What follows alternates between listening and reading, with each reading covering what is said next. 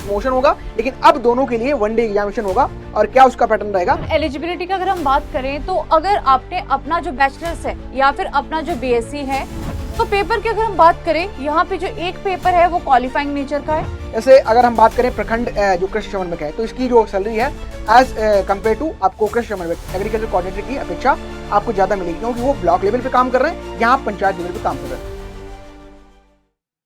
Hello everyone, welcome to agriculture वाला, your official platform for agriculture success. और आज हम आपको एक ऐसी इन्फॉर्मेशन प्रोवाइड करने जा रहे हैं, एक ऐसी वैकेंसी की जो हाल फिलहाल में आपको देखने को मिलने वाली है। बिल्कुल। आज हम बात करेंगे बिहार एग्रीकल्चर कोऑर्डिनेटर के बारे में कि क्या ये वैकेंसी है, क्या इसका सिलेबस है, क्या इसमें पदों की संख्या है, क्या इसकी सैलरी रहती है और कैसा इसका परीक्षा का पैटर्न रहता है। बिल्कुल, तो जो भी स्टूडेंट एग्रीकल्चर के हैं, या अभी हम एलिजिबिलिटी आपको बताएंगे कि आपने अगर स्नातक उन विषयों में करके रखा है तो आप इस वैकेंसी के लिए एलिजिबल हैं, और किस तरीके से आपका पैटर्न रहेगा, क्या सारी बातें रहेंगी, उनको आज डिटेल में हम आपको बताने वाले हैं। बिल्कुल, तो शुरू करते हैं। इस वैकेंसी के बारे में जितनी भी इंफॉर्मेशन है उसके बारे में आज हम डिस्कस करेंगे। जितने भी पॉइंटर्स यहाँ पे दिए गए हैं, इन सब पॉइंटर्स पे आज हम बात करेंगे, चर्चा करेंगे। तो सबसे पहले तो अगर हम बात करें बिहार एग्रीकल्चर कोऑर्डिनेटर की, तो दो पद यहाँ पे हमें देखने को मिल रहे हैं। और उन दो पदों की अगर हम बात करें, एक हमारे पास में है कृषि समन्वयक का और दूसरा है प्रखंड कृषि समन्वयक का। तो ये दो जो पद हैं, ये हमें बिहार एग्रीकल्चर कोऑर्डिनेटर की वैकेंसी में देखने को मिल रहे हैं। बिल्कुल, तो यहाँ पे एक आपका कृषि समन्वय का है, यानी कि ये जो आपको वैकेंसी कृषि समन्वय एग्रीकल्चर कोऑर्डिनेटर की देखने को मिलेगी, इसकी बेसिकली हम कह सकते हैं कि एग्जामिनेशन आपका होता है और ये आपको जॉब मिलती है। लेकिन दूसरा जो पद यहाँ पे आपको प्रखंड कृषि समन्वय का देखने को मिल रहा है, ये आपका जो पद है ये प्रमोटेड होता है, यानी कि आप पहले से अगर जॉब कर रहे हैं तो आपको इसमें प्रमोट करके प्रखंड कृषि जो समन्वयक है वो आप बनते हैं। अब बात आती है इन दोनों पदों में डिफरेंस जो बेसिक है, ये आपका जो यहाँ पे प्रखंड कृषि समन्वयक देखने को मिल रहा है, ये आपकी ब्लॉक स्तर की जॉब है, और जो कृषि समन्वयक यानी कि एग्रीकल्चर कोऑर्डिनेटर की जो जॉब है, ये 3 पंचायत लेवल पर एक आपका जो कृषि समन्वयक का पद है ये होता है। अच्छा, अब क्या होगा कि दोनों जो पद हैं, चाहे आपका एग्रीकल्चर कोऑर्डिनेटर हो, चाहे आपका प्रखंड कृषि समन्वयक यानी कि जो ब्लॉक एग्रीकल्चर ऑफिसर हो, दोनों की आपको डायरेक्ट भर्ती प्रक्रिया देखने को मिलेगी। नोटिफिकेशन जो शॉर्ट नोटिफिकेशन आया है उसमें ये चीज मेंशन की गई है कि अब दोनों के लिए, पहले क्या था यहाँ पे प्रमोशन होगा, लेकिन अब दोनों के लिए वन डे एग्जामिनेशन होगा, और क्या उसका पैटर्न रहेगा उस तरीके से हम डिस्कस करेंगे भी। तो इनमें दोनों के लिए आपको पद देखने को मिलेंगे, दोनों पद के लिए डायरेक्ट यहाँ पे वैकेंसी प्रक्रिया आपको देखने को मिलने वाली है। फिर आता है कि अब इन दोनों का अगर काम देखें कि जॉब प्रोफाइल आपकी क्या रहेगी, कि अगर आप कृषि समन्वयक लगते हैं तो आपकी क्या जॉब प्रोफाइल रहेगी, अगर आप प्रखंड कृषि समन्वयक लगते हैं तो आपकी क्या जिम्मेदारी रहेगी। अच्छा, जिम्मेदारी बेसिकली अगर आप बात करो कि जो एग्रीकल्चर एक्सटेंशन का काम रहता है, चाहे आप कृषि समन्वयक हो चाहे प्रखंड कृषि समन्वयक हो, उसका काम जो है वो आपको ब्लॉक लेवल का है, यहाँ पे आपको पंचायत लेवल का है।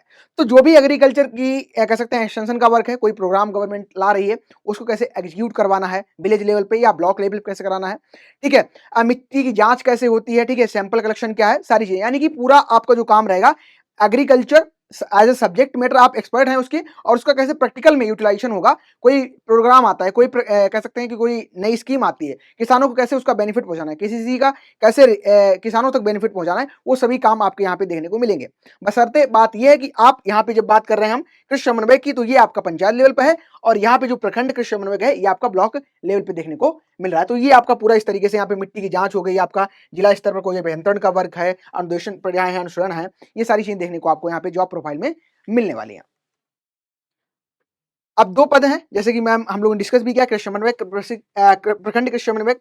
इसकी हम अगर बात करें इसमें शैक्षणिक योग्यता की, तो उस एलिजिबिलिटी को एक बार चेक कर लेते हैं। बिल्कुल, एलिजिबिलिटी की अगर हम बात करें तो अगर आपने अपना जो बैचलर्स है या फिर अपना जो बीएससी है वो कृषि विज्ञान में, एग्रीकल्चर में, उद्यान विज्ञान में, हॉर्टिकल्चर में, कृषि अभियंत्रण में, यानी कि जो आपका एग्रीकल्चर इंजीनियरिंग है उसमें क्या है, या फिर जैव प्रौद्योगिकी यानी कि बायोटेक में अगर आपने अपनी डिग्री की है, तो ये सारे ही आपके इस पोस्ट के लिए एलिजिबल हैं। मिनिमम जो यहाँ पे क्वालिफिकेशन है वो है ग्रेजुएशन इन दीज, चाहे वो आपका एग्रीकल्चर है, चाहे हॉर्टिकल्चर है, चाहे आपका एग्रीकल्चर इंजीनियरिंग है या फिर बायोटेक्नोलॉजी है।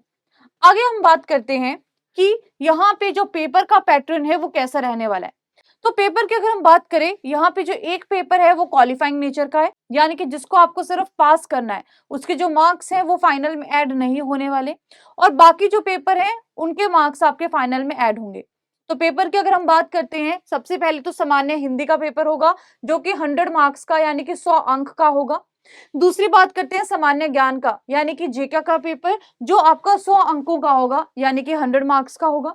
तीसरी बात करते हैं कृषि विज्ञान की, या फिर उद्यान या कृषि अभियंत्रण या फिर जैव प्रौद्योगिकी की। तो इसका जो पेपर होगा, इसके 2 पेपर यहाँ पे होंगे। टोटल अगर हम मार्क्स की बात करें तो 400 नंबर का यहाँ पे पेपर होने वाला है। इनमें से ये जो आपका हिंदी का पेपर है, सामान्य हिंदी का पेपर, ये क्वालिफाइंग नेचर का होगा। जबकि अगर हम जीके की बात करते हैं या बाकी सब्जेक्ट्स की बात करते हैं, इनके मार्क्स आपके फाइनल में ऐड होंगे, यानी कि मेरिट बनाएंगे। बिल्कुल मैम। तो आपको सिंपल ये समझ के चलना है कि यहाँ पे जो हिंदी है, सिर्फ आपको 100 क्वेश्चन में 33% मार्क्स लाके आप यहाँ पे अपना क्वालिफाई कर सकते हो। यानी कि हिंदी अगर क्वालिफाई होंगे तभी आपके दोनों पेपर यहाँ पे चेक होने वाले हैं। और ये आपका एमसीक्यू टाइप का रहेगा।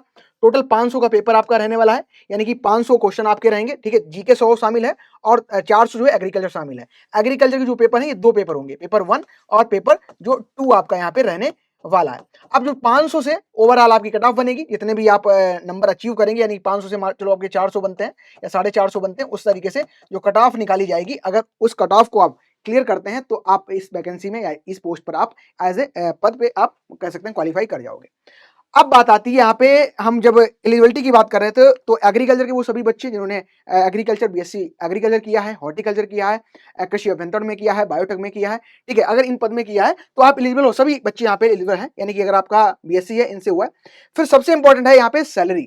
तो 2 पद हमको देखने को मिल रहे हैं। एक जो हमारा पद है, यह है आपका कृषि समन्वयक यानी कि एग्रीकल्चर कोऑर्डिनेटर का, और दूसरा आपका प्रखंड कृषि अभियंत्रण यानी जो ब्लॉक लेवल पे काम करेगा। इनकी सैलरी में आपको दोनों की डिफरेंस देखने को मिलेगा। जैसे अगर हम बात करें प्रखंड जो कृषि समन्वयक है, तो इसकी जो सैलरी है एज कंपेयर टू आपको कृषि समन्वयक एग्रीकल्चर कोऑर्डिनेटर की अपेक्षा आपको ज्यादा मिलेगी, क्योंकि वो ब्लॉक लेवल पे काम कर रहे हैं, यहाँ आप पंचायत लेवल पे काम कर रहे हैं। तो मैम एक बार बात कर लेते हैं दोनों की आपकी सैलरी क्या रहने वाली है। बिल्कुल, क्योंकि सबसे पहले हम बात करें कृषि समन्वयक की, तो उनकी जो सैलरी है वो 52,000 के आसपास रहेगी, 52,000 की। और अगर हम बात करते हैं प्रखंड कृषि अधिकारी की, तो उनकी सैलरी थोड़ी सी ज्यादा है, जो कि आपके 68,000 से लेके 80,000 तक रहने वाली है। बिल्कुल। तो एज़ अब भाई आप जॉब एक पंचायत लेवल पे कर रहा है, एक ब्लॉक लेवल पे कर रहा है, तो बिल्कुल यहाँ पे एक अधिकारी पोस्ट है जो कि प्रमोटेड भी है कहीं न कहीं, लेकिन इस बार आपको डायरेक्ट भर्ती देखने को मिल रही है। तो उस तरीके से आपकी सैलरी में भी यहाँ पे डिफरेंस है। ये भत्ते वगैरह काट के आपकी कह सकते हैं कि नेट जो सैलरी आपके अकाउंट में इतनी डिपॉजिट होने वाली है। तो ये हमारी एक कंप्लीट वीडियो रही, जिसमें हमने आपको बताया कि किस तरीके से ब्लॉक एग्रीकल्चर जो कोऑर्डिनेटर है, बिहार एग्रीकल्चर कोऑर्डिनेटर है, इसकी वैकेंसी हाल-फिलहाल में आपको देखने को मिलेगी। किस तरीके का प्रोसीजर रहेगा, ए टू जेड जो जानकारी है, हमने एक वीडियो के माध्यम से आपको यहाँ पे प्रोवाइड करने का ट्राई किया है। बिल्कुल, तो अभी से आप इसकी तैयारी शुरू कर दीजिए, अभी से पढ़ना शुरू कर दीजिए, क्योंकि पेपर का पैटर्न भी हमें पता है और कितने मार्क्स का कौन-सा सब्जेक्ट आने वाला है, ये भी हमें पता है। बिल्कुल। तो जैसे ही इसका कंप्लीट नोटिफ़िकेशन आता है, आपका सिलेबस रहेगा क्या, इसकी और भी इसमें कुछ बदलाव या उलट-फेर होने वाले हों, तो हम आपको इन्फॉर्मेशन प्रोवाइड कर देंगे। तब तक के लिए thank you everyone, thank you for तो ये वॉचिंग। भी बताना चाहेंगे कि अगर आप बिहार एग्रीकल्चर कोऑर्डिनेटर की तैयारी कर रहे हैं, तो आप पीडब्ल्यू के ऐप पर जा सकते हैं और पीडब्ल्यू के ऐप पर जाकर आपको इसकी पूरी डिटेल्स मिल जाएंगी कोर्स की। बिहार एग्रीकल्चर कोऑर्डिनेटर का जैसा भी एग्जाम पैटर्न है, जो सब्जेक्ट्स उसमें रिक्वायर्ड है, सब कुछ एग्जाम पैटर्न के अकॉर्डिंग वहां पे कवर किया जा रहा है। आपको बाइलिंगुअल लैंग्वेज में नोट्स भी वहां पे मिल जाएंगे, शॉर्ट नोट्स, डीपीपीस भी मिलेंगे, क्विज भी मिलेंगे और प्रैक्टिस शीट्स भी मिलेंगे। तो अभी चाहिए पीडब्ल्यू के ऐप पे जाइए, बैचेस को एक्सप्लोर करिए और वहां पे आप देख सकते हैं कि हमारा बिहार एग्रीकल्चर कोऑर्डिनेटर का बैच चल रहा है, जो कि इस महीने की 15 सितंबर से शुरू होने वाला है। Thank you so much.